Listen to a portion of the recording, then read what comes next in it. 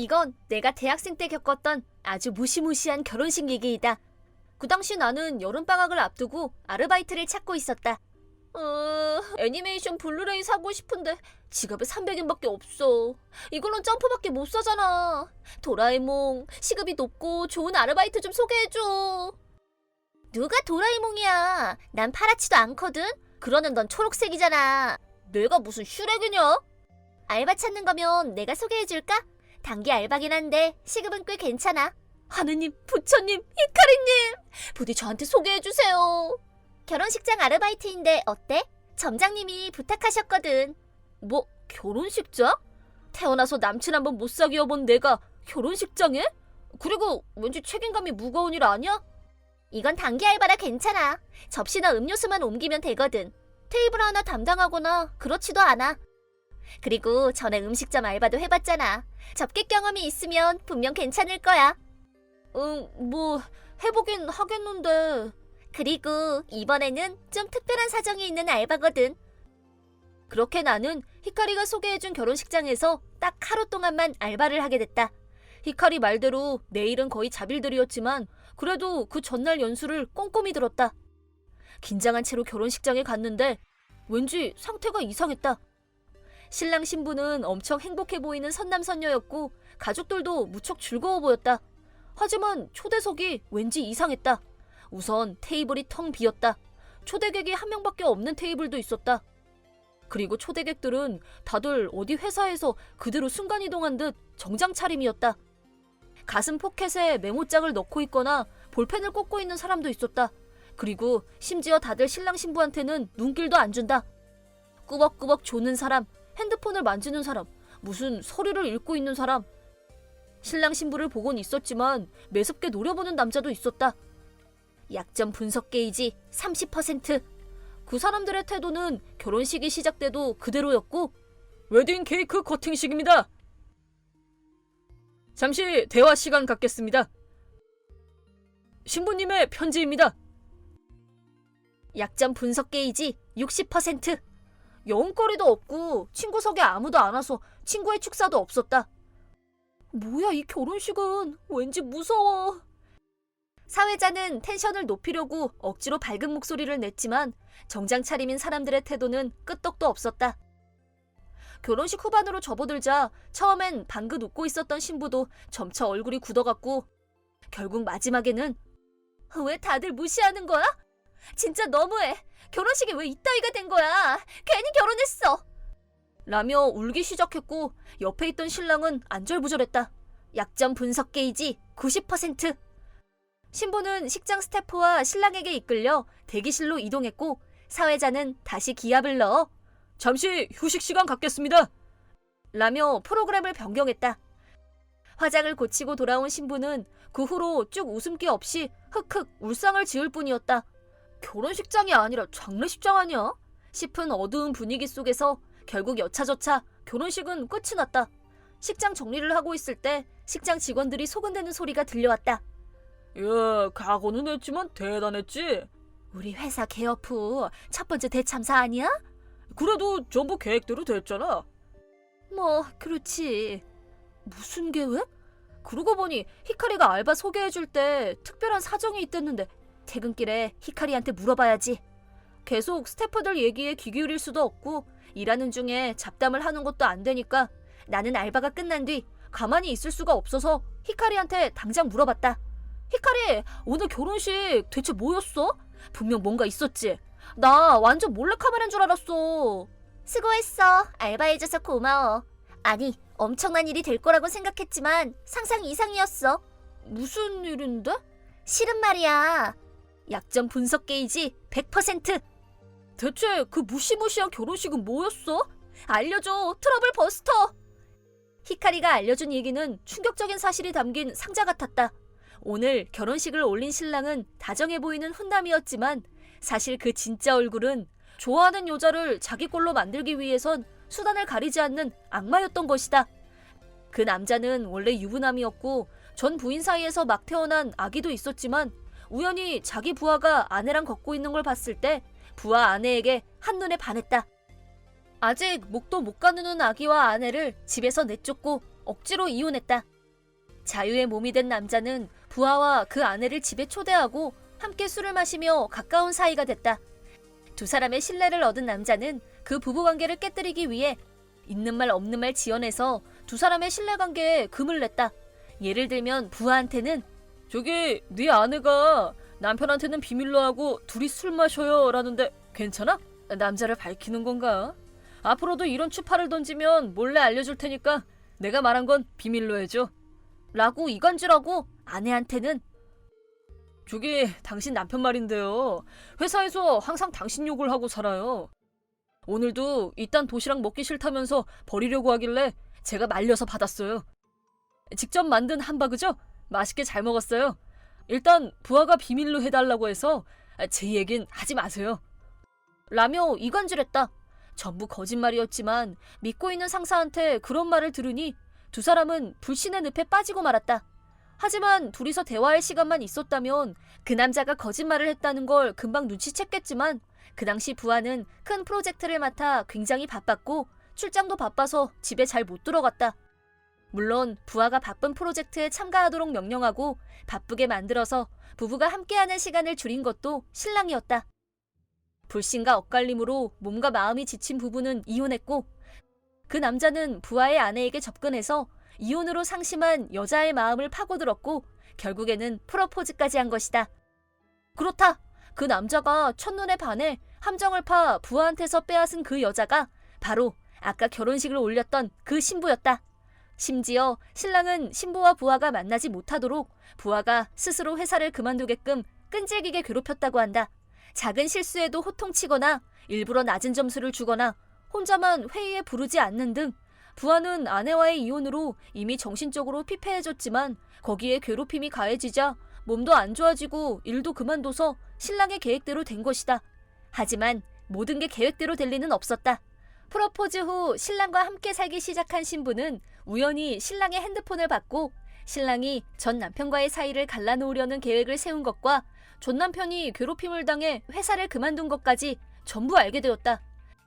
신부는 결혼을 못하겠다고 말하려고 했지만 이렇게 더러운 수법까지 쓰는 상대니까 가족이나 친구들한테 무슨 짓을 할까봐 무서워졌다고 한다. 그래서 계획을 하나 세웠다. 신부는 이 결혼식을 망하게 만들어서 그 남자와 파혼하려고 했던 것이다. 우선 친구들한테 사정을 설명하고 결혼식에 오지 말라고 연락했다. 신랑의 친구들은 애초에 전부인과 막 태어난 아기를 버려놓고 결혼식까지 하는 모습에 정이 떨어져 전원 불참. 그리고 남은 건 신랑의 부하들 뿐이었다. 부하들은 신랑이 전 남편을 괴롭혔던 걸 가까이서 봤기 때문에 그딴 결혼식 누가 가나 봐라 라며 원래는 다들 불참하려고 했지만 신부한테 모든 얘기를 듣고 그럼 그 쓰레기 상사의 결혼식을 망쳐도 되겠네? 그럼 우리도 협력하지 라며 출석했다. 신부는 웨딩 플래너에게도 사정을 설명했고 식장 스태프들도 정보를 공유받았다. 그래서 직원들은 사정을 알고 있었던 것이다. 그리고 부하들은 신랑 신부를 완전히 무시했고 상복을 입고 갈까 하는 얘기도 나왔지만 그건 지나친 것 같아서 전부 검은 정장으로 통일. 모든 사람들의 협력으로 대참사가 될 결혼식을 앞둔 신부는 끝까지 명연기를 펼쳤고 분명 지금도 신랑 앞에서 통곡을 하고 있을 거다. 진짜 섬뜩하다. 부하들도 신부도 화가 머리끝까지 나서 복수를 안 할 수가 없었겠지. 근데 가족들은 어떤 마음으로 왔을까? 신부 가족들은 다 알고 있었지만 신랑 가족들은 아마 지옥 같았을걸? 근데 부하들은 괜찮으려나? 뭐가? 신부의 사정을 듣고 협력하는 건 멋지지만 부하를 괴롭히는 못돼먹은 상사잖아. 회사에서 안 갚음하면 어떡해. 아니, 큰일 난 건 분명 신랑일 거야. 오늘 온 신랑의 부하들이 이미 회사의 얘기를 다 해뒀대. 신부의 전 남편을 괴롭힌 것도 지금껏 부하들한테 한 갑질도 거기다 신부를 손에 넣으려고 한 짓까지 전부. 꽤 큰 회사인 모양이니까 대응도 확실히 하겠지. 아마 이제 회사에 그 남자 자리는 없을걸? 우와, 완전 사이다잖아. 그리고 좋은 소식도 있어. 신부랑 전 남편은 신랑의 방에도 없어져서 서로 깊이 얘기를 나누고 오해를 풀 수 있었대. 원래 신랑이 억지로 깨뜨려 놓은 사이니까 잘 되면 재혼할지도 모르지. 그리고 전 남편이 신랑을 고소할 거라고 했대. 정말 잘 됐으면 좋겠다. 그렇게 여름방학이 끝나고 대학에서 히카리를 만났을 때 후일담을 들었다. 결혼식이 끝난 후 신부는 대기실에서 아무한테도 축복받지 못하는 결혼은 하기 싫어 라고 엉엉 울었고, 그 결혼식에 크게 당황한 신랑의 가족들도 결혼은 그만두는 게 어떻겠니? 라며 신랑을 설득해 두 사람은 파혼했단다. 결혼식 후에 혼인신고를 할 예정이었어서 아직은 약혼 단계였던 게 다행이었다. 신랑은 그런 짓을 벌인 부하들을 혼내려고 회사에 갔지만 갑자기 임원들에게 호출당했고, 부하들한테 고발당한 신랑은 강등 처분을 받아 평사원이 돼서 다른 부서로 이동했다고 한다. 자존심이 센 사람이라서 다들 회사를 그만둘 줄 알았지만 오히려 회사를 물고 늘어졌다. 그 이유는 전 부인과 신부의 전 남편에게 위자료를 지급해야 하기 때문이었다.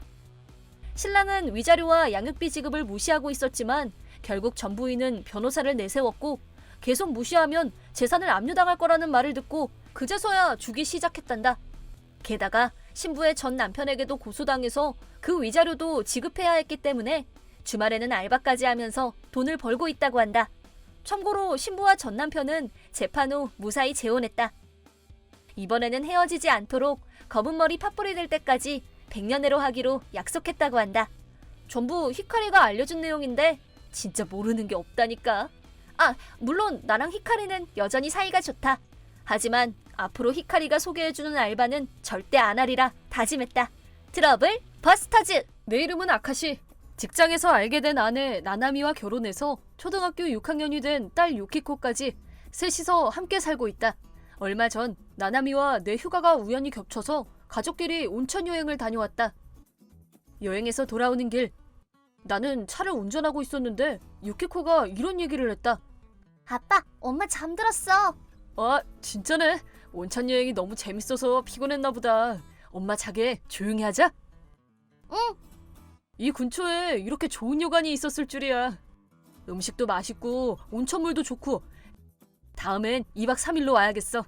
유키코는 어땠어? 유키코도 재밌었어.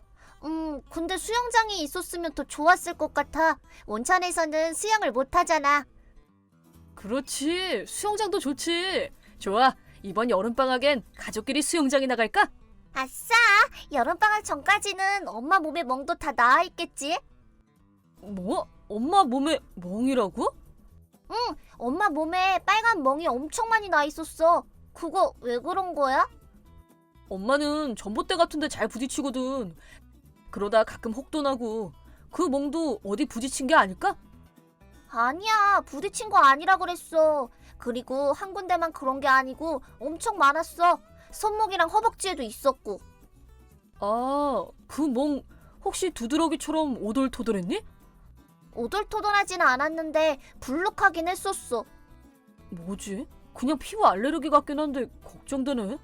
그럼 엄마 병 걸린 거야? 그거 많이 아파? 괜찮아. 나중에 엄마한테 물어보고 아프면 병원에 가면 되지. 유키코는 걱정하지 마. 응. 말은 그렇게 했어도 내심 걱정이 됐기 때문에 집에 돌아가면 나나미에게 물어보기로 했다. 나나미, 잠깐 나랑 얘기 좀 해. 응? 왜? 아까 차에서 잠들어서 미안해. 아카시도 많이 피곤했을 텐데. 괜찮아. 나 운전하는 거 좋아하잖아. 그것보다 잠깐 손목 좀 봐도 돼? 진짜네? 진짜 빨간 멍이. 잠깐만! 갑자기 여긴 왜 봐? 부글부글 미터 30%. 어? 미안. 갑자기 손목을 채가서 깜짝 놀랐나 봐. 갑자기 보자고 해서 미안해. 집에 오는데 차 안에서 유키코가 말해줬거든. 온천물에 들어가는데 빨간 멍이 많이 있었다고. 유키코가 엄청 걱정했어. 그랬구나. 깜짝 놀라서 소리를 질러버렸네. 온천물에 들어가면 혈류가 좋아지잖아. 그래서 빨간 게 더 도드라져 보인 게 아닐까? 그래? 혹시 아프거나 간지럽진 않아? 나 아무렇지도 않아. 이제 거의 다 나아가거든. 그니까 걱정하지 마. 근데 이런 피부를 보여주긴 창피하네. 아카시는 안 봤으면 좋겠어. 부글부글 미터 60%. 나나미가 괜찮으면 됐어. 그래도 병원에는 꼭 가봐. 요즘 야근에 주말 출근까지 일도 늘었잖아. 너무 무리하지 말고. 사실 요즘 좀 피곤하긴 했어. 그래도 온천 파워로 다시 좋아졌어. 기능 회복 훈련을 받은 탄지로만큼 내 몸도 회복됐다고. 나 지금 당장 귀신도 때려잡을 수 있어. 알았어. 난 그 만화를 아직 못 봐서 그렇게 말해도 잘 몰라. 일단 푹 쉬어. 그 후에도 얼마간 나나미를 주의 깊게 살펴봤지만 그다지 몸 상태가 안 좋아 보이진 않았다. 그래도 걱정이 돼서 그 멍에 대해 이것저것 알아보기 시작했다. 내가 봤던 나나미의 빨간 멍들은 동그란 습진이 아닌 긁힌 상처를 더 크게 확대해 놓은 것 같은 형태였다. 병이 아닌 상처 자국일 가능성도 있었다. 하지만 멍이 남을 정도의 상처라면 다친 후에 내가 그걸 몰랐을 리가 없었다. 그렇게 한창 검색을 하던 중 나는 나나미의 멍과 똑같은 멍을 가진 사람의 블로그를 발견했다. 그 블로그의 내용 그리고 그 사람이 쓴 멍의 이유를 보고 내 얼굴은 하얗게 질려버렸다. 멍을 발견하고 2주 후 나는 유키코를 데리고 부모님 집으로 갔다. 부글부글 미터 90%. 여보, 나 일 끝나서 지금 집에 왔는데 왜 두 사람 다 집에 없지? 둘이 어디 나간 거야? 걱정되니까 연락 줘. 네가 걱정할 만한 일은 없으니까 안심해. 그럼 왜 집에 없는 건데? 유키코한테 무슨 일 생긴 건 아니지? 유키코도 나랑 같이 있어. 어디 있는지도 나중에 다 알려줄게. 근데 나 뭐 하나만 물어봐도 돼? 갑자기 뭐 하자는 거야? 온천에서 유키코가 봤다던 빨간 멍은 다 나았어? 응, 다 나았는데? 그건 왜? 병원은 갔고? 피부과에서 받은 약 먹으니까 금방 나았어. 그게 무슨 약인데? 까먹었는데, 그것보다 지금 어디 있어? 피부과에선 뭐래? 원인을 모르면 나중에 그 멍이 또 생길지도 모르잖아. 그게 뭐라고 말해주진 않았고 스트레스가 원인이라고 했어. 내가 그랬잖아. 온천 갔다 오고 나서 바로 나왔다고. 그 의사 돌팔이 아니야? 어디 피부과로 갔는데? 다음 진찰엔 나도 같이 가자. 그게... 왜 말을 못해? 이 동네는 피부과도 몇 군데 없잖아. 이제 다 나았으니까 괜찮아. 내 병원에 따라올 만큼 한가하면 그 시간에 유키코랑 같이 어디 놀러 가자. 왜 말을 안 해줘? 말 못할 이유라도 있어? 아니면 내가 그 멍의 원인을 알면 안 된다거나? 그 말은 뭐야? 내가 당신을 속이기라도 한다는 거야? 부글부글 미터 100%. 나도 유키코도 진심으로 걱정했는데 설마 그런 이유였을 줄이야. 절대 용서할 수 없어. 트러블 버스터 해주겠어. 나나미, 나 사실 뭔지 알고 있어. 나나미 팔에 생긴 멍이 뭔지. 스트레스로 그런 멍이 생기진 않아. 스트레스야. 의사 선생님도 그랬어. 그렇게 균일한 굵기의 멍이 몇 군데씩이나 그냥 생길 리가 없잖아. 사실 너무 걱정돼서 계속 찾아봤었거든. 그거랑 비슷한 멍을. 어떤 피부과 홈페이지를 봐도 그런 멍 사진은 없었어. 다만 비슷한 멍 사진을 올려놓은 블로그가 있었는데 정말 깜짝 놀랐지 뭐야. 진짜로 나한테 할 말 없어? 아카시가 무슨 말을 하려는지 난 잘 모르니까. 나나미, 너 지금 바람 피우고 있지? 내가 봤던 블로그의 운영자는 줄을 이용해 밤이를 즐기는 변태적인 취미에 진심인 사람이었어. 그 변태적인 취미 이후에 줄 때문에 생긴 멍 사진이 나나미 팔에 있는 멍이랑 똑같았어.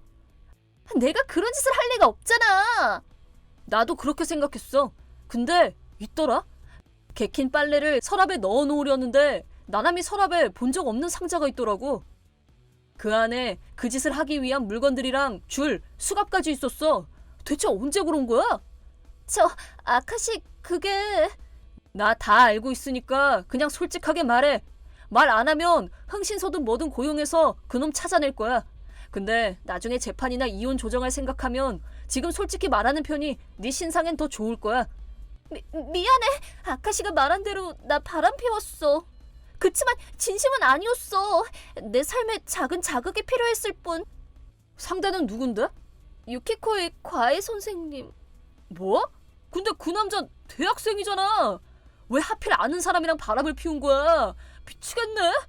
올해 들어서 갑자기 고백을 하지 뭐야. 원래는 거절하려고 했었어. 근데 이 나이 먹고 젊고 잘생긴 남자애한테 고백을 받으니까 너무 기뻐서 그만 고백을 받아줬지 뭐야. 그 성인용품이랑 줄은 그 남자 취미였어? 응, 처음엔 평범했는데 점점 변태적인 요구를 해오더라고. 근데 연하에 귀여워서 그 남자애가 하자는 대로 다 들어주고 싶었어. 어떻게 몸에 그런 흔적을 남겨놓고 유키코랑 온천에 들어갈 생각을 할 수 있어? 사랑하는 딸한테 그런 걸 보여주고 싶냐고. 미안해. 정말 미안해. 이젠 다신 안 그럴게. 제발 이혼하자는 말만 하지 마. 아니, 난 못해. 네 얼굴만 봐도 속이 역겨워져. 이혼하더라도 적어도 유키코는 내가 키우게 해줘. 아니, 절대 안 돼. 너처럼 변태 같은 여자한테 내 딸을 어떻게 맡겨? 나 딸 안 보고 살아갈 자신이 없어. 너 같은 여자한테 친구인 줄 놈이 어딨어.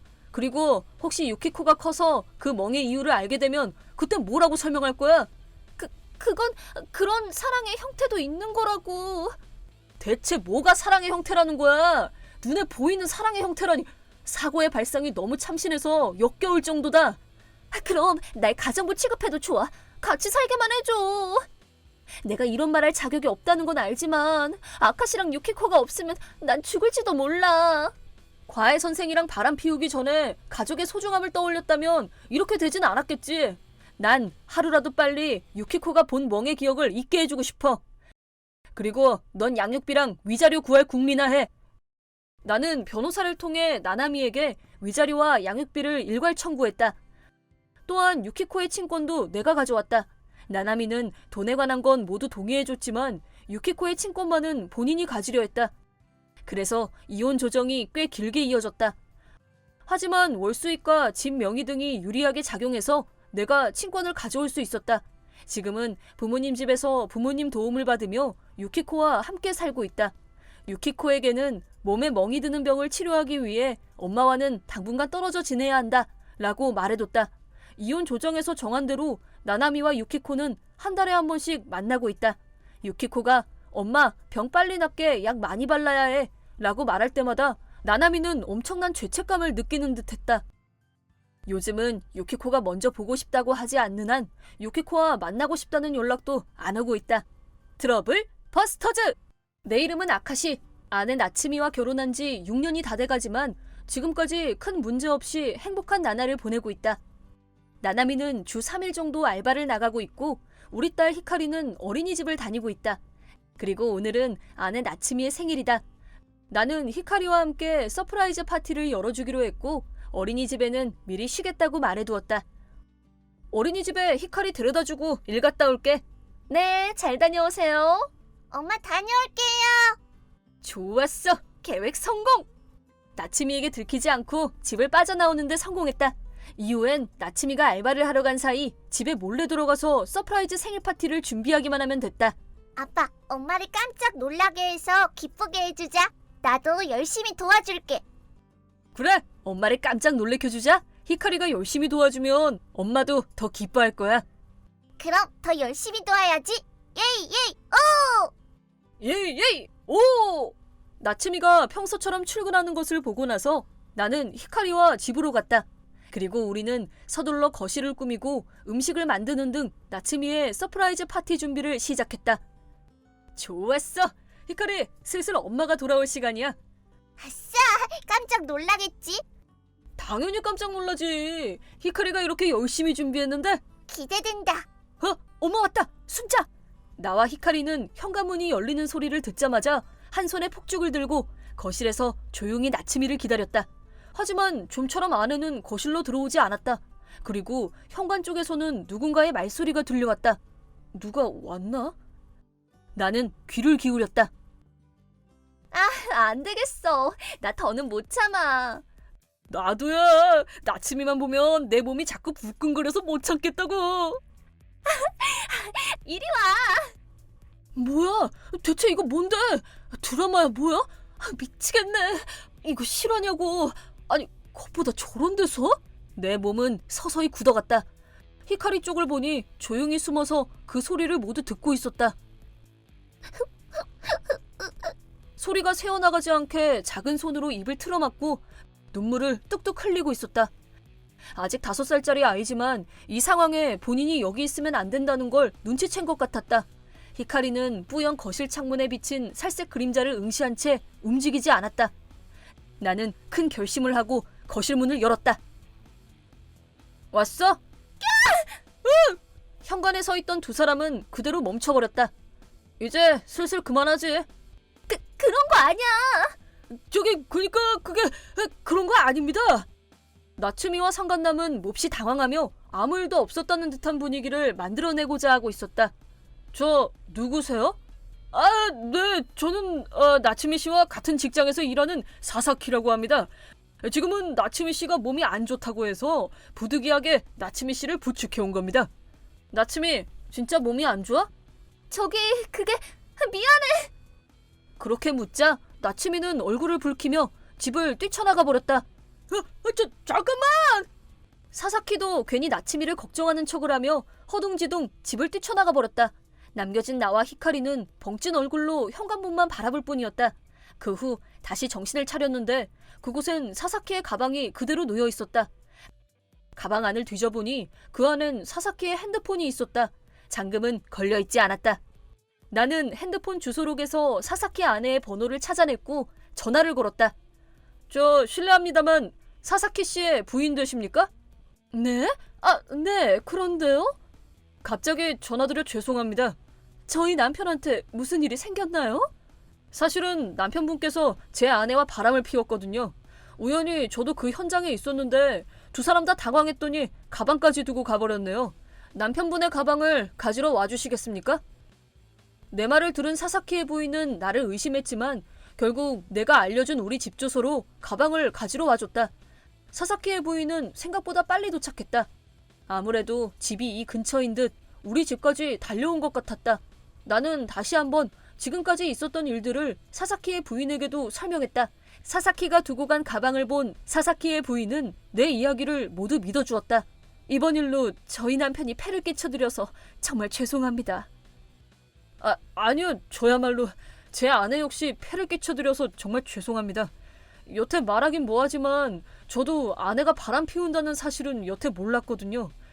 부인은 알고 계셨나요? 확증은 없었지만 어딘가 계속 수상하긴 했어요. 네? 그게 언제부터였나요? 그게 벌써 몇 년 전이었는데 아무리 찾아도 증거가 없더라고요. 제 착각인가 싶어서 그냥 지내온 거죠. 네? 몇 년 전이라고요? 나는 문득 히카리가 떠올랐다. 아, 진짜 말도 안 돼. 몇 년 전부터라니. 그것도 모르고 계속 같이 산 거야? 히카리는 네, 맞지? 에이, 설마. 사사키의 아내와 이야기를 하다 보니 벌써 1시간이 지나 있었다. 히카리는 거실에서 울다 지쳐 잠들어 있었다. 그 사이 나츠미와 사사키에게서는 연락이 없었다. 사사키가 폰을 두고 갔다고 해도 나츠미 폰으로 그 어떤 연락이라도 할 수 있었다. 나는 앞으로 어떻게 할지 정하기 위해 나츠미와 사사키를 집에 불렀다. 참고로 평소 같으면 서서히 상승해야 할 나의 부글부글 미터도 현재 100%를 넘어 측정 불가 상태였지만 나름 침착해지려고 노력했다. 나츠미, 지금 어디야? 아깐 미안했어. 정말 몸이 안 좋았거든. 아직 사사키랑 같이 있지? 같이 있는데 그런 짓을 하는 건 아니고 내 몸이 안 좋아서 내 등을 쓸어주고 있어. 나는 나츠미의 말에 뇌절이 오고 말았다. 쓸데없는 이야기는 다 넘기고 일단 집에 다시 돌아오라는 말만 했다. 네 등 쓸어주는 손이 네 셔츠 안으로 들어가 있던데? 뭐? 아카시 지금 어디야? 지금 우리 보고 있는 거야? 보긴 뭘 봐. 겉보다 둘이 잤네. 너 진짜 멍청하다. 됐으니까 빨리 두 사람 다 집으로 와. 사사키한텐 아내도 여기 와 있다고 전하고. 하지만 저녁이 돼도 두 사람은 집에 오지 않았다. 그 대신 장인 장모님이 집에 오셨다. 서프라이즈 파티에 초대한 걸 잊고 있었다. 장인 장모님은 내가 사사키의 아내와 단둘이 집에 있는 모습을 보고 순간 내가 바람 피우고 있다고 의심하셨지만 사정을 이야기하고 증거사진을 보여드리자 눈물을 흘리셨다. 저녁 6시가 되자 드디어 나츠미와 사사키가 집으로 돌아왔다. 비누향을 펄펄 풍기며 들어오는 두 사람에게 나는 사리를 느꼈지만 겨우 참아냈다. 엄마 아빠가 왜 여기 있어? 너를 위한 서프라이즈 파티에 히카리가 초대했어. 정말 그런 거 아니야. 뭐가? 우리 바람 피운 거 아니야. 너 말야. 옆에서 무릎 꿇고 있는 사사키 씨를 보고도 그런 말이 나와? 뭐? 사사키 씨는 부인 얼굴을 보자마자 잽싸게 무릎 꿇고 계속 얼굴도 못 들고 있었어. 뭐야? 나 슬라이딩 하면서 무릎 꿇는 사람 처음 봤어. 그 후 뒷이야기. 그 후 나츠미가 늘어놓는 변명은 모두 한 개로 흘려버렸고 내게 매달리는 나츠미를 장인 장모님께서 데려가셨다. 마지막까지 불륜을 인정하지 않으려 했던 나츠미였지만 히카리가 부글부글 미터 100%! 현관에서 알몸으로 서 있는 사람이 어디 있어? 트러블 버스터! 라고 해서 결국엔 인정했다. 그 후 곧바로 친권도 가져오고 재산 분할도 없이 이혼할 수 있었다. 그리고 나츠미와 사사키에게 위자료도 청구할 예정이다. 위자료 청구를 할 때 문제가 된 것은 히카리였다. 히카리는 정말 내 아이일까? 그 결과에 따라 액수도 달라지기 때문에 나와 히카리는 유전자 검사를 하기로 했다.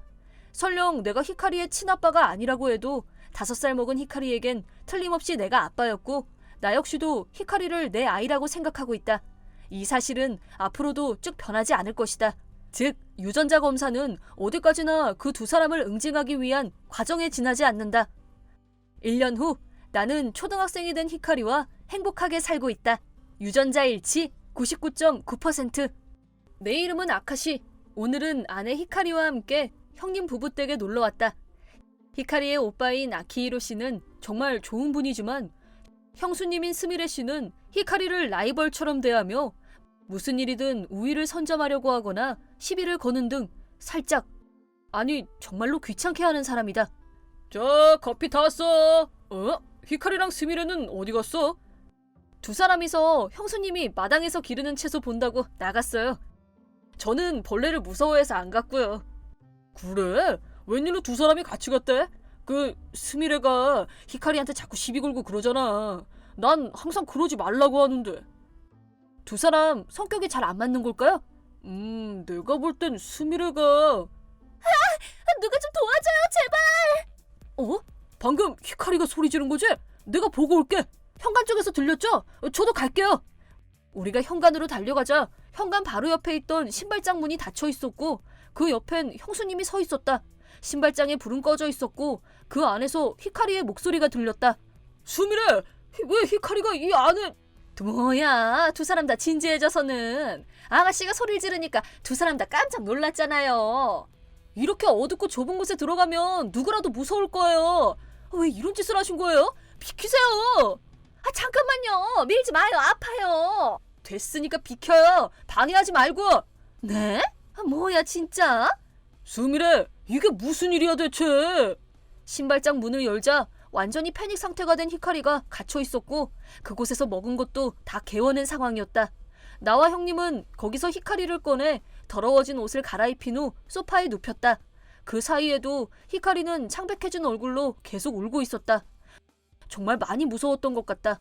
나와 형님이 히카리를 안심시키는 와중에도 형수님은 계속 실실 웃고 있었고 나는 그 표정을 똑똑히 보았다. 결국 그날은 히카리를 데리고 집에 돌아가기로 했다. 아카시, 오늘 일은 정말 미안했어. 히카리한테도 연락했는데 아직 연락이 없네. 몸 상태가 아직 안 좋은가 봐. 아직 자고 있어요. 깨어있으면 힘든가 봐요. 당분간은 쉬게 해주세요. 미안해, 아카시. 뭐가요? 히카리한테 폐소 공포증이 있다고 말한 게 바로 나거든. 내 딴엔 히카리가 패닉 상태가 됐을 때나 무슨 일이 있을 때 참고하라고 알려준 건데 스미레한텐 그게 골려줄 거리였던 것 같아. 아무리 그래도 어떻게 그런 곳에 사람을 가둬요. 다 큰 어른이. 나도 앞으로는 절대 그러지 말라고 했으니까 반성했을 거야. 아무래도 스미레가 히카리를 질투하고 있는 것 같아. 스미레는 전업주부지만 히카리는 열심히 일하고 있잖아. 그게 콤플렉스가 됐나 봐. 스미레가 전업주부인 건 회사 일이 많은 내 탓인데 왜 히카리를 못살게 구는 건지. 자기보다 나이도 어리고 아랫사람이니까 그런 거 아닐까요? 형님, 솔직히 저는 형수님을 더 이상 용서할 수 없어요.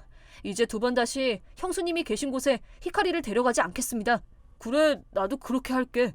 히카리를 만날 땐 나 혼자 히카리 집에 가는 걸로 할게.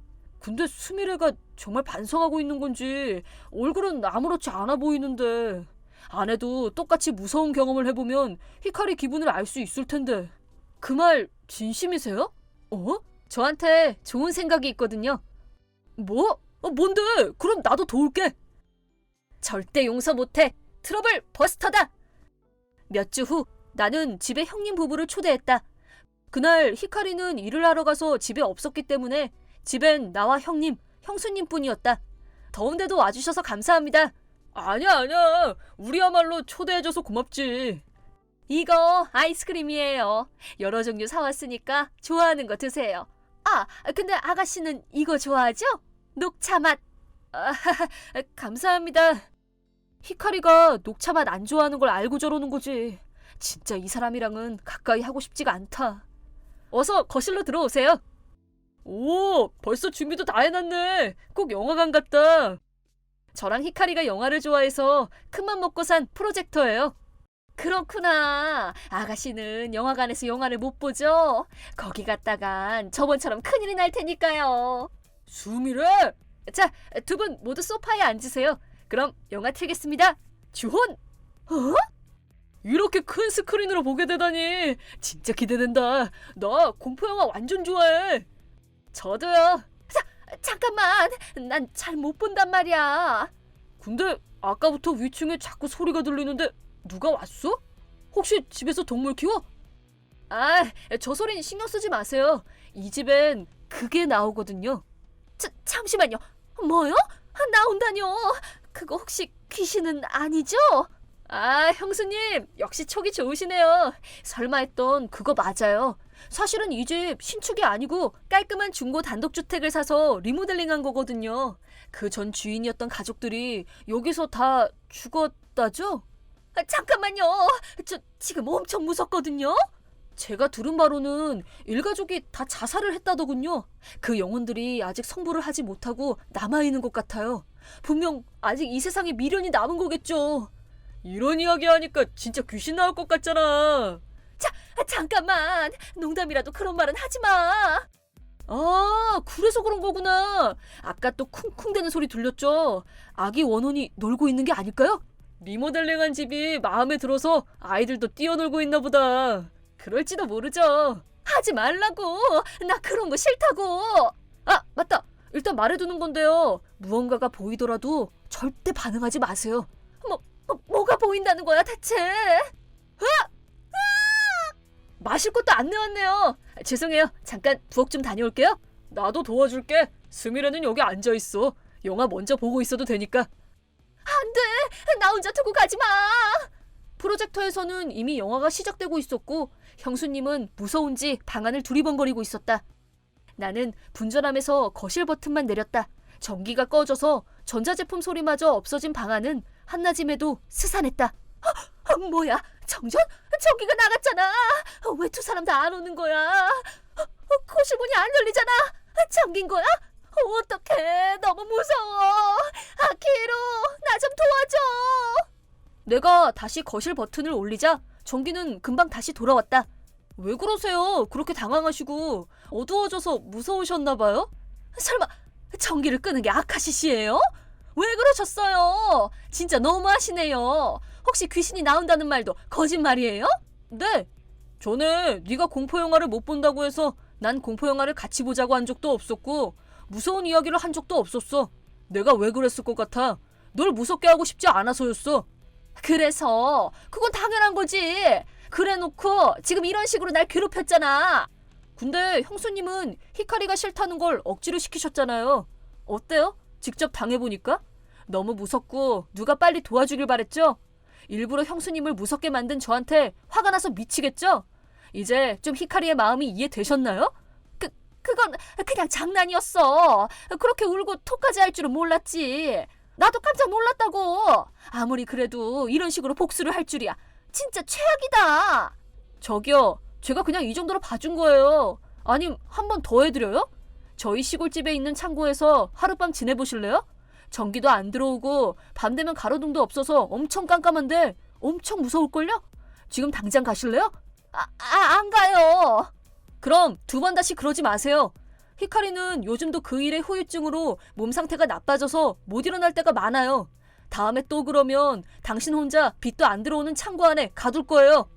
정말로 잘못했어요. 솔직히 이렇게까지 하고 싶진 않았지만 두 번 다시 히카리에게 그런 몹쓸 짓을 못하게 하려고 마음을 모질게 먹었다. 그 후 형님 부부는 이혼했다. 이번 일이 발단이 된 것은 분명했지만 원래 두 사람의 부부관계도 좋지 않았던 모양이었다. 두 사람은 위자료와 재살 분할로 꽤 긴 시간 동안 법정 다툼을 했다. 히카리는 조금씩 원래의 컨디션을 회복해갔다.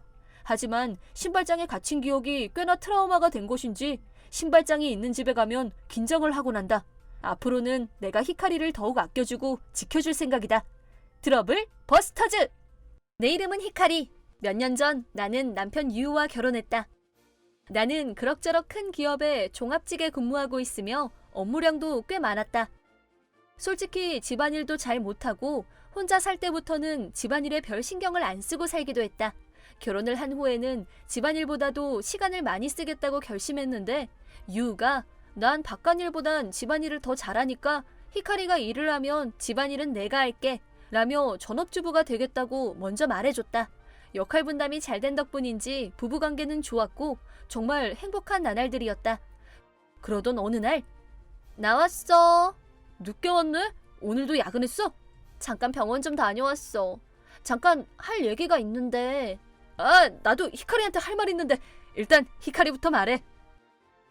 사실은 아기가 생겼어. 정말로? 와, 진짜 너무 기쁘다. 딸일까? 아들일까? 혹시 쌍둥이인 거 아니야? 그건 아직 일러. 아직은 초음파로도 살짝 보일 정도야. 그래도 기쁘다니 다행이다. 근데 유우는 할 말이 뭐야? 그게 사실은 우리 엄마가 큰 병에 걸린 것 같아. 우리 집이 시골이잖아. 그래서 치료하러 대형 병원까지 가려면 왕복 5시간이나 걸린대. 헐. 그래서 지금 이 아파트 옆집이 비었잖아. 그래서 히카리만 괜찮으면 부모님이 사실 수 있게 옆집을 빌리면 어떨까 하고. 이 주변엔 병원도 많고 가까이 살면 요차할 때 내가 도와주러 갈 수도 있잖아. 근데 히카리도 앞으로 여러모로 고생할 텐데 그냥 관둘까? 난 괜찮아. 헐, 대답이 바로 나오네. 괜찮아? 시댁 부모님들은 정말 좋은 분들이고 같이 사는 건 좀 생각을 해봐야겠지만 옆집이면 같이 사는 것도 아니니까 괜찮을 것 같은데? 그렇게 정한 거면 부동산 회사에 전화해볼까? 관리회사에 전화하는 게 나은가? 그 후 부동산 회사가 빠르게 처리해 주었기 때문에 시부모님은 무사히 옆집으로 이사할 수 있었다. 두 분이 이사하고 나서도 적당한 거리를 유지하며 살았기 때문에 우리 생활에 별다른 변화는 없었다. 어머님의 병은 점차 호전되었고 나는 입덧으로 힘들었지만 그래도 계속 직장에 나갔다. 내가 출산휴가에 들어가고 나서도 업무에 차질이 없도록 부하와 동료들에게 인수인계도 했고 배가 커져서 더 이상 양복을 입을 수 없을 때까지 최대한 평소처럼 계속 일했다. 하지만 나는 그러지 말았어야 했다. 임산부의 몸으로 평소처럼 일을 하는 건 내가 생각한 것 이상으로 몸에 부담을 주는 것이었다. 히카리, 잠깐만. 피 나오는데? 뭐? 진짜네? 왜 이러지? 배가 너무 아픈데? 아직 예정일까진 2개월이나 남았는데? 내가 병원에 전화해볼게. 잠깐 기다려. 피가! 지금 당장 오세요. 병원에 전화하자 빨리 오라는 의사의 지시가 있었다. 아직까진 몸을 움직일 수 있었기에 유우가 운전하는 차를 타고 병원에 갔다. 진짜로 나는 응급 입원을 하게 됐다. 오늘 회사도 못 가고 동료들한테 민폐를 끼쳤네. 그리고 아기한테 무슨 일이 생기면 어쩌지? 입원은 언제까지 해야 하는 거야? 하나부터 10까지 불안해 죽겠다. 다음 날 유우가 입원에 필요한 물건들을 가지고 시부모님과 함께 병실로 와줬다. 몸은 좀 어때? 아직 배가 좀 당기는 것 같아. 선생님도 절대 안정을 취하라고 하셨어. 회사는 괜찮니? 아직 부장님께 직접 말을 하진 못했지만 이왕 이렇게 된 거 출산휴가를 더 빨리 받을 수밖에 없을 것 같아요. 그럼 월급은 어떻게 되는 거니? 네? 출산휴가를 일찍 받으면 네 월급은 어떻게 되는 거냐고. 우리 세 사람 생활비는 어쩔 셈이야. 히카리, 한 가정의 기둥으로서 생각이 있긴 한 거냐? 일에 육아까지 네가 다 하기로 정한 거잖아. 그럼 아이 생각만 할 게 아니라 일도 생각해야지. 히카리, 넌 아직 젊잖니. 뱃속 아기가 잘못되더라도 아기는 또 가지면 되지. 하루라도 빨리 회사로 돌아가서 집에 월급을 갖다 줘야 하지 않겠니? 시부모님이 지금 무슨 말씀을 하시는 거야? 나 좀 도와줘. 왜 말을 못해?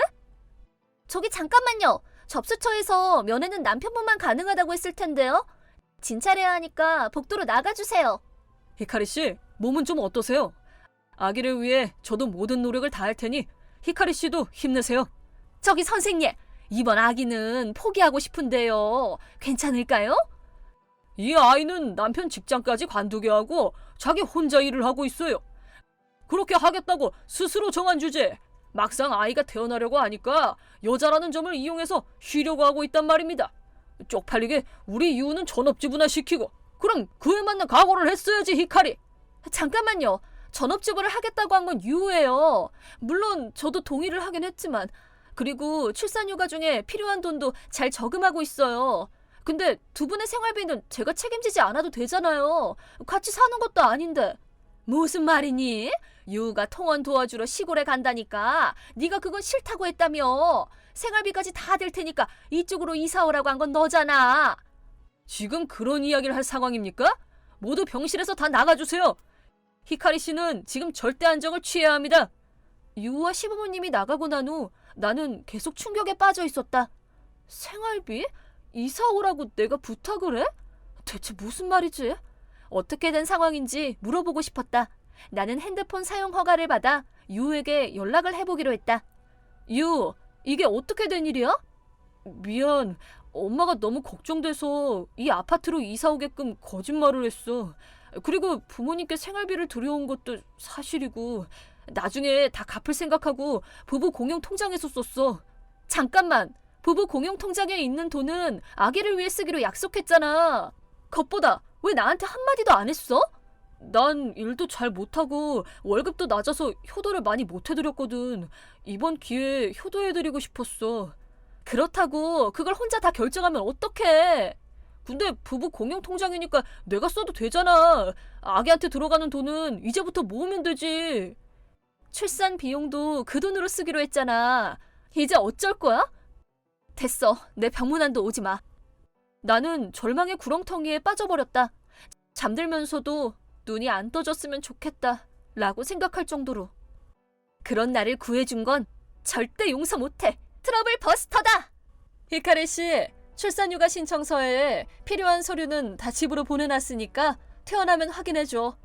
회사 일은 걱정하지 말고 히카리 씨가 가르친 부하들이 잘 처리하고 있으니까. 부장님, 저 이제 어떡하면 좋아요? 왜? 무슨 일이야? 남편이 아기한테 쓸 돈을 자기 부모님 생활비에 썼다는 걸 알게 됐어요. 게다가 부모님께는 마치 내가 다 잘못한 것처럼 말해놔서 엄청 혼났어요.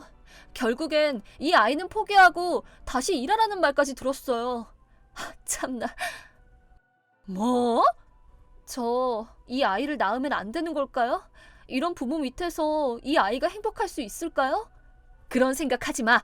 히카리 씨, 난 혼자서 우리 애들을 키웠지만 지금은 어엿한 고등학생에 정말 착한 아이들로 커줬어. 커리어 우먼으로서의 히카리 씨도 소중한 존재지만 엄마로서의 히카리 씨도 소중한 존재야. 그래, 아이가 생겼다고 말했던 날 내가 다 기억하지 못할 정도로 많은 걸 알려주신 분이 부장님이었지. 이 병원도 부장님이 소개해 주셨고 회사 일도 부장님을 보며 익혀온 거잖아. 앞으로도 이분을 본받아서 엄마로서의 길을 걸어가면 돼. 부장님, 어쩌면 저 싱글맘이 될지도 모르겠어요. 갑자기 아이가 아프면 조퇴하고 어린이집에 가야 할지도 몰라요. 그래도 저 부장님의 부하로서 일해도 되나요? 당연하지. 히카리 씨가 돌아오면 새 프로젝트도 맡길 예정이야. 순풍 나와서 잘 키우다 돌아와. 내가 어린이집 정보도 싹 다 정리해줄게. 그리고 변호사도. 부장님. 이제 상관없는 일이라고 되받아 쳐주고 와. 네! 믿음직한 부장님 덕분에 결심이 선 나는 유우에게 이혼 이야기를 했다. 유우가 제일 먼저 걱정한 건 나한테 위자료 청구할 거지? 였다. 아기 걱정도 내 걱정도 아니었다. 며칠 후 선생님의 말대로 아기는 예정일보다 빨리 태어나고 말았다. 정말 작은 몸으로 태어났지만 다행히 건강했고 인큐베이터 안에서 쑥쑥 자라주었다. 퇴원 후 아기와 집에 돌아왔는데 내 명품백과 보석들이 모두 없어져 있었다. 남편이 내답한 사실을 알게 됐고 나는 웃음밖에 나오지 않았다. 그럼에도 유우는 부모님께 생활비를 드리기 위해 고군분투 중이라고 한다. 너무 황당한 나머지 말문이 막혔다. 나는 그대로 부모님 집에 들어갔고 부장님이 소개해주신 변호사에게 이혼을 의뢰했다. 그 후 변호사님의 노력으로 나는 무사히 이혼했다. 재산 분할 문제로 시간이 오래 걸렸지만 말도 없이 저금 통장에 손을 댄 것과 내 물건을 판 것이 결정타가 되어 나는 유리한 조건으로 이혼할 수 있었다. 지금은 싱글맘이 되어 정신없이 육아와 일을 동시에 해내고 있지만 부장님의 이해와 부모님의 도움 덕분에 행복하게 지내고 있다. 이혼을 하고 나서도 유우는 다시 잘해보고 싶다. 일을 못해서 또 잘리고 말았다. 날 가정부로 고용해줘. 와 같은 연락을 계속해왔다. 하지만 모든 연락에 내가 알바야? 내가 알바냐고! 라며 코즈마 요시오 스타일로 답장하고 있다. 트러블 버스터즈! 내 이름은 히카리. 남편 아카시와는 최근 혼인신고를 했고 내일 결혼식을 앞두고 있다. 나도 아카시도 요 며칠간은 결혼식 준비 마지막 단계에 들어가서 나는 일을 끝낸 뒤 최종 확인을 하느라 바쁘고 아카시는 식전 영상을 편집하고 있었다. 그리고 오늘은 둘 다 휴가를 내서 아침부터 작업을 하고 있다. 게다가 유급 휴가. 참 좋다. 바로 그때 핸드폰이 울렸다. 웨딩 플래너인 야마토 씨한테서 온 전화였다. 네, 여보세요? 히카리 씨, 지금 시간 괜찮으세요? 내일 결혼식이라 바쁘실 텐데 죄송해요. 네, 무슨 일이세요? 정말 죄송하지만 히카리 씨가 고르신 드레스를 쓸 수 없게 됐어요. 오늘 내로 다른 걸 고르러 와주시겠어요? 네? 뭐라고요? 잠깐만요. 당장 내일이 결혼식인데 어떻게 골라요? 시간이 없으시면 제가 사진을 찍어서 메시지로 보내드릴 테니까 골라주세요. 제 대답도 안 들었잖아요. 그 드레스는 제가 가장 좋아하는 만화인 신데렐라를 모티브로 한 드레스예요. 그래서 일부러 그 드레스를 빌릴 수 있는 식장을 찾아서 그쪽 식장으로 예약한 건데. 네. 식장 장식도 그 드레스 분위기에 맞게 꾸며달라고 주문했잖아요. 그 드레스가 없으면 안 돼요. 이제 와서 변경이라니. 못해요. 몇 달 전부터 준비한 거라고요. 실은 그 드레스 다른 고객님이랑 중복 예약이 돼서요. 다른 분이 히카리 씨보다 먼저 예약하셔서 그분이 입기로 했어요. 그래서 그 드레스는 대여가 안 돼요. 전화로는 얘기가 어렵겠네요. 알았어요. 남편이랑 거기로 갈게요. 다시 얘기해봐요. 전화가 끝나고 얘기를 들은 아카시는 화를 냈다. 분노 게이지 100%! 어쨌든 설명을 꼭 들어야겠다고 생각한 우리는 곧바로 식장으로 향했다. 왜 결혼식 전날에 이런 말썽이 생겼는지 생각하니 눈물이 날 뻔했지만 지금 울고 있을 여유는 없다. 와주셔서 감사합니다. 이번 일은 정말로 죄송합니다. 드레스 대여 비용은 전액 환불해드리겠습니다. 어떻게 결혼식 직전까지 모를 수가 있어요? 그렇게 말씀하셔도 저희가 담당하는 고객들이 한두 명이 아니거든요. 고객님 예약만 신경 쓸 수는 없잖아요. 특별 취급은 안 됩니다. 특별 취급해달라는 게 아니라. 그럼 뭔데요? 제가 성심성의껏 사과하고 있잖아요. 그럼 전액 환불에 위자료까지 내란 소린가요? 그런 게 아니라니까요. 그럼 결혼식 취소하실 건가요? 저희도 더 이상 클레임이 들어오는 건 곤란해요. 우리가 애도 아니고 원만하게 넘어가는 게 어때요? 그쪽이 나이값 좀 해서 신데렐라 드레스 그만 찾고 지금 있는 드레스 중에서 고르면 되잖아요. 말이 심한 거 아닙니까? 드레스 안 고를 거면 가세요. 계속 그렇게 억지 부리면 경찰 부릅니다. 지금 억지 부리는 게 누군데요? 성심성의껏 한 사과까지 받아놓고 계속 불평만 늘어놓는 게 누군데요? 적당히 좀 하세요. 됐어, 아카씨. 알았어요. 새로 고를게요. 이제야 말이 통하네요. 다행이다. 자, 이쪽으로 오세요. 솔직히 속이 화산처럼 부글부글 끓었지만 이 사람 말대로 식을 취소할 수는 없었다. 바쁜 와중에 참석해줄 하객들한테도 준비를 도와준 가족과 친구들한테도 면목이 없을 거다. 내가 드레스만 고르면 원만히 해결된다. 아카시는 화가 풀리지 않았지만 난 항의할 기력도 없어서 남아있는 드레스 중에서 그 드레스와 가장 비슷한 걸로 골랐다. 드레스가 마음에 안 들어도 결혼식만 성공하면 되지. 그렇게 긍정적으로 생각하려고 했지만 집에 도착하자 눈물이 쏟아졌다. 그리고 친구인 미도리코에게 메시지로 하소연을 했다. 미도리코, 내 말 좀 들어봐. 당장 내일이 결혼식인데 식장에서 드레스를 다시 고르라잖아. 다른 고객이랑 중복 예약이 됐다는데 이게 뭐야 진짜. 말도 안 돼. 뭐라고? 아니, 그러면 내일 결혼식은? 일단 다른 드레스로 골랐어. 그 드레스랑 가장 비슷한 걸로.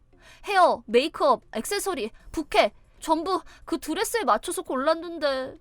근데 예전부터 계속 그 드레스 입고 싶다고 했잖아. 머리도 기르고 다이어트까지 했는데 그게 다 물거품이 된 거 아니야? 난 신데렐라랑 안 어울린다는 의미겠지. 아카시한테도 안 좋은 일을 겪게 해서 너무 미안하다. 근데 있지. 내가 남친 한 번 못 사귀어 본 모태솔로 오타쿠라서 잘 모르지만 드레스 말이야. 식장에 있는 거 말고 직접 가져와도 되지 않아? 응, 맞아. 직접 드레스 만들어서 가져오는 사람도 있어. 그리고 그 드레스가 그 식장에만 있는 딱 한 벌뿐인 드레스도 아니지? 응, 좋아. 잠깐 기다려봐. 뭐하게? 그 드레스에 대해서 조사해 볼 테니까 조금만 기다려. 약점 분석 게이지 100%. 그리고 1시간 뒤. 히카리, 오타쿠의 정보 검색 능력을 얕보지 말라고. 그 드레스를 대여하고 있는 가게를 전부 찾아서 전화해봤거든? 그랬는데 나고야의 드레스 대여점에 그 드레스가 있는 모양이야. 지금 전화하면 내일 당장 빌릴 수 있대. 뭐? 원래는 보험을 든 배송회사가 아니면 배송해줄 수 없지만 사정을 설명드렸더니 결혼식에 꿈꾸던 드레스를 못 입는 건 안 된다면서 특별히 직접 픽업하러 와도 된대. 정말로? 근데 너무 먼데? 차 있으니까 내가 다녀올게. 돈은 거기 가서 우선 내가 전부 지불할게. 히카리는 내일 결혼식 준비도 해야 하고 푹 쉬어야지. 안 돼. 어떻게 그런 부탁을 해. 드레스 대여 비용도 비쌀 텐데.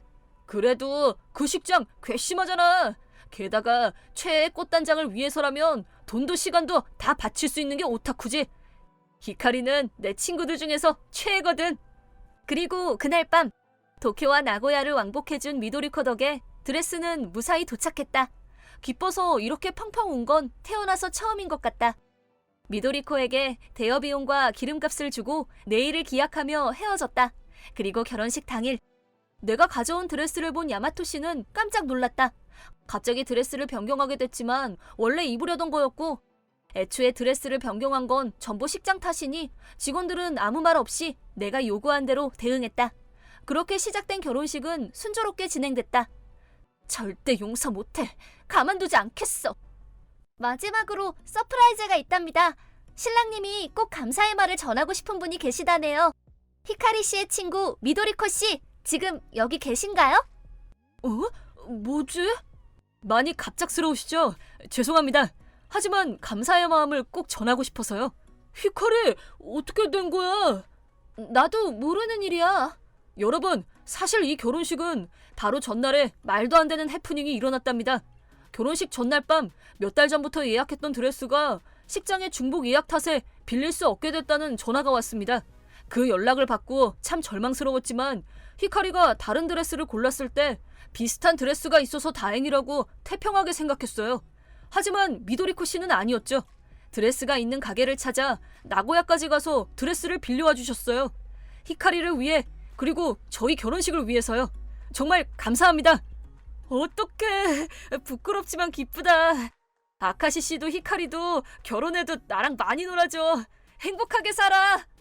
아카시의 연설 덕에 감동의 물결 속에서 결혼식을 성공적으로 마쳤다. 나도 창피할 정도로 울고 말았다. 이것만으로도 충분히 행복했지만 속 시원한 일이 하나 더 있었다. 웨딩 플래너인 야마토 씨는 이번 중복 예약 실수를 위에 보고하지 않고 은폐했지만 결혼식 날 아카시의 연설을 듣고 사정을 알게 된 상사가 극대노. 다음 날 상사는 야마토 씨를 집까지 데리고 와서 사죄했고 결혼식 비용의 일부를 환불해 주셨다. 다시는 이런 일이 생기지 않도록 야마토 씨를 다른 부서로 이동시켰다고 한다. 야마토 씨, 회사에서 엄청 욕을 먹었겠지. 얼굴이 말도 아니라 웃음이 조금 나왔지만 인생에 한 번뿐인 소중한 날을 망칠 뻔했다. 꼭 반성하도록 한 번 더 따끔하게 한마디 했다. 우리는 진심 어린 사과를 바랐기 때문에 울면서 사죄하는 야마토 씨를 보고 이만 마무리하기로 했지만 다시는 이런 일을 겪는 신부가 없기를 바라고 있다. 트러블 버스터즈! 내 이름은 히카리, 평범한 고등학생이랍니다. 아무런 문제 없이 평화롭게 살고 있었는데 얼마 전에 처음으로 골치 아픈 문제에 말려들었어요. 오늘은 그 얘기를 해볼까 해요. 오, 히카리, 어서 오렴. 할아버지, 잘 지냈어? 우리 왔어. 그날 저는 엄마랑 함께 혼자 사시는 할아버지 댁에 갔어요.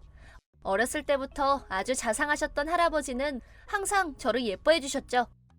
집에 갈 때 할아버지는 제게 용돈으로 10,000엔을 주셨어요. 이렇게 큰 돈을 주면 어떡해. 괜찮다. 나 같은 늙은이보다는 젊은 애들한테 더 필요할 게다. 할아버지, 고마워. 잘 쓸게요. 저는 할아버지께 받은 10,000엔을 지갑에 넣어뒀어요. 학교 끝나고 쇼핑이나 좀 해볼까? 생각만 해도 왠지 설렌다. 그리고 어느 날 방과 후에 일어난 일이었어요. 오늘은 할아버지가 주신 용돈으로 쇼핑이라도 해볼까? 전화다. 여보세요? 큰일이야. 할아버지 쓰러졌대. 뭐? 지금은 어때? 의식이 있어서 간신히 구급차를 불렀는데 지금 병원이니까 너도 빨리 와. 알았어. 전 엄마한테 병원 이름과 주소를 들었어요. 여기는 택시로 가는 게 더 빨라서 역 앞에서 택시를 타기로 했죠.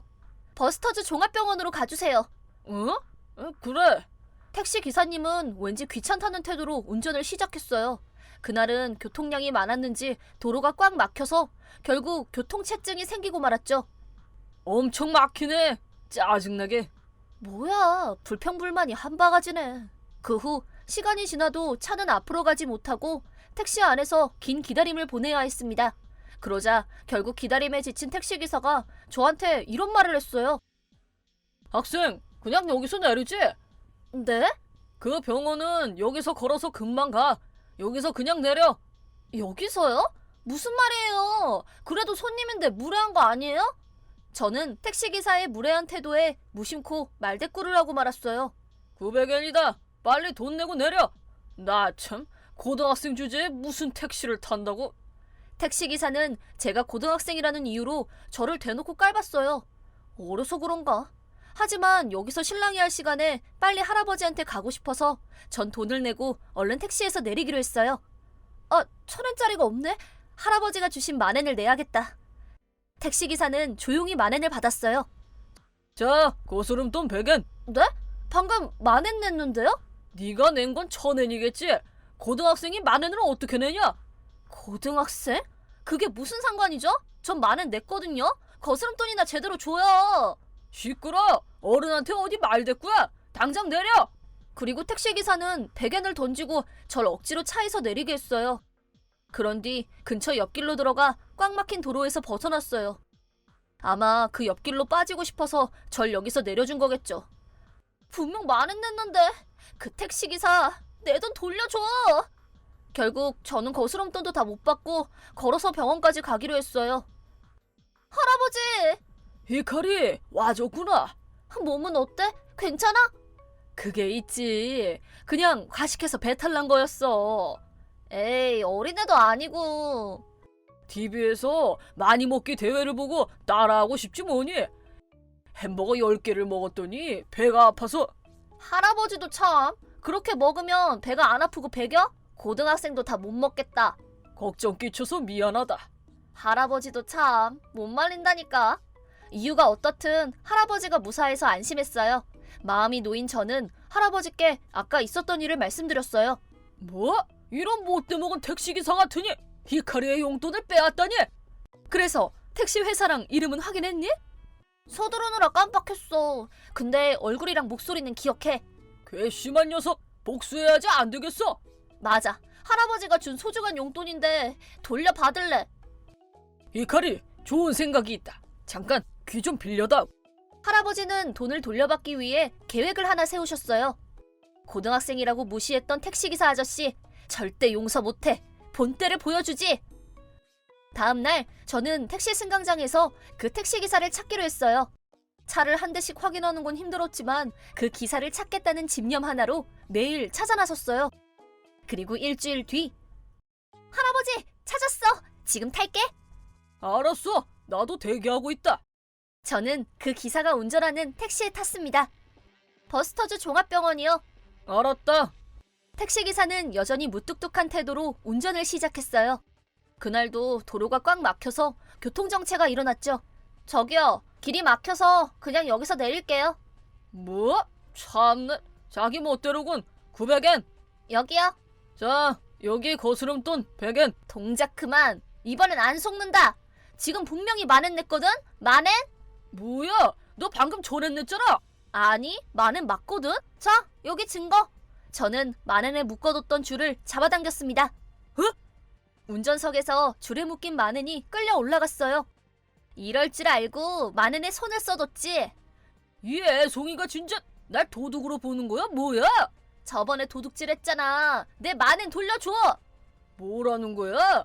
이미 거스름돈 줬잖냐? 내리기나 해. 잡아 때려고? 할아버지, 도와줘요. 제 목소리를 들은 할아버지가 곧바로 다가왔습니다. 실은 미리 내릴 장소를 정해두고 할아버지랑 합류하기로 계획한 거였죠. 이 자식, 내 손녀한테 무슨 짓이야? 어?